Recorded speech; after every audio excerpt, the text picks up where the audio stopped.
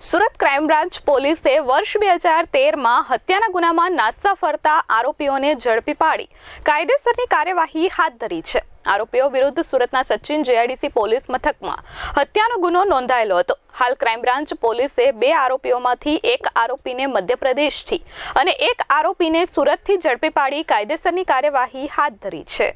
Surat crime branch police પાસેથી મળતી માહિતી પ્રમાણે સુરત પોલીસ કમિશનરે શહેરમાં ગંભીર ગુનામાં નાસ્તા ફરતા આરોપીઓને પકડી પાડવા આદેશ આપ્યા છે।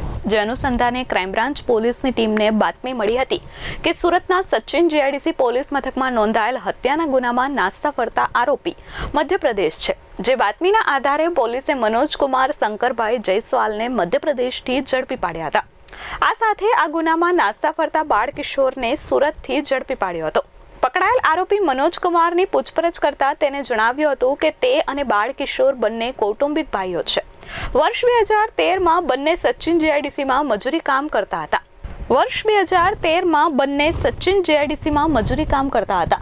ત્યારે ધૂળેટીનો પર્વ હોવાથી પોતે અને બાળ કિશોર અને અન્ય મિત્રો રૂમ બહાર સ્પીકર વગાડી ધૂળેટી પર્વની ઉજવણી કરતા હતા। ત્યારે ચાલમાં રહેતા દીપક કુમાર લીલામણી શાહને અમે સ્પીકર વગાડતા હતા તે ગમતું નહોતું, જેથી અમારી પાસે આવી સ્પીકર તોડી નાખ્યા હતા અને મને અને મારા ભાઈને માર માર્યો હતો। જેની અદાવત રાખી મેં અને મારા ભાઈ અને અન્ય મિત્રોએ ધૂળેટીના બીજા દિવસે સાંજે દીપક એકલો હતો ત્યારે તેની રૂમમાં જઈ બધાએ સાથે મળી દીપક પર ચપ્પુ વડે હુમલો કર્યો હતો અને હત્યા કર્યા બાદ સુરત છોડી બંને ભાઈઓ નાસી છૂટ્યા હતા। હત્યા કર્યા બાદ બંને ભાઈઓ અલગ અલગ જગ્યાએ કામ કરતા હતા।